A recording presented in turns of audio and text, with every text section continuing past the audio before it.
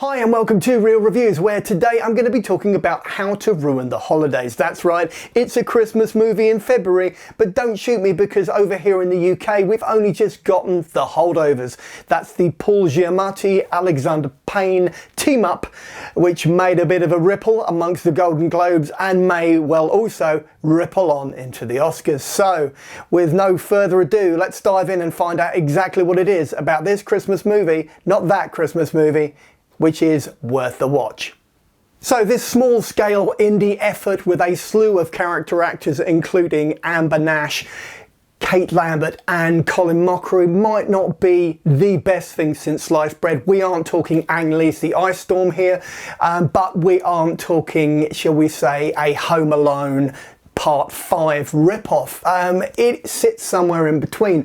So what you have is you have Amber Nash playing Michelle, and she is called home to a family emergency where her father, played by the mighty Colin Mochrie of Whose Line Is It Anyway, is going through some hard times. She also has a brother with special needs who is older, and now that the father is in decline, as it were, from a mental point of view, it is now her time to take the reins, go back, take responsibility, maybe be accountable. So it's a little bit of a rites of passage, it's a little bit of a melodrama, there's a little bit of family going on in there, and it's really not as bad as that formulaic setup might suggest. So let's dive into exactly what it is about How to Ruin the Holidays, which might still be worth the watch. So primarily what I like about How to Ruin the Holidays is the little character interactions that you get. Colin Mochrie, Amber Nash and Kate Lambert make a really interesting duo.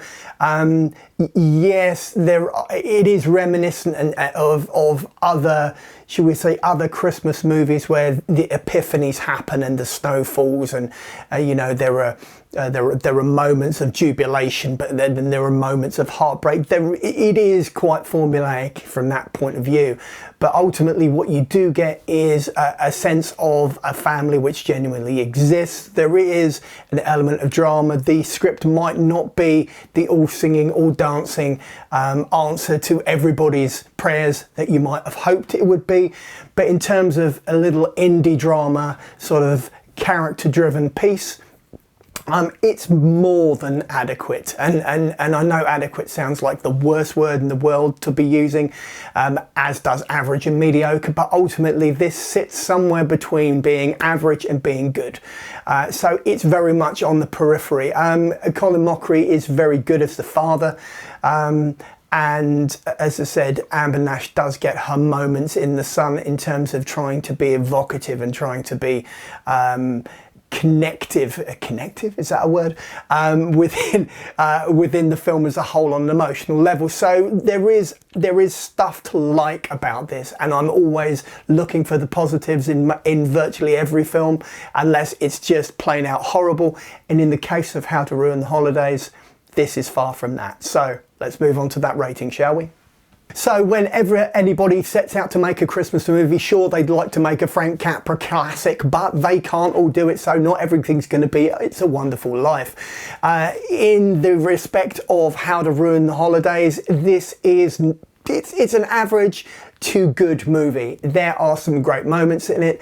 There are moments of pathos. Yes, there are moments of passion and emotion, and as an example of what can be done, it's not bad. Is it a classic which everybody's referring to The Holdovers as? No, it's not, but doesn't mean you shouldn't be tracking it down. So for that reason, I'm going to be giving this a 3 out of 5 on the big old 5 scale, and hoping that it gives everybody a warm and fuzzy feeling. So let's jump into that trailer, shall we? And so it is that you've reached the end of the review for How to Ruin the Holidays. Yes, it's another Christmas movie in February. This is also the bit where I go, if you've liked the video, then give me a thumbs up. If you want to drop a comment in the comment box below, then feel free.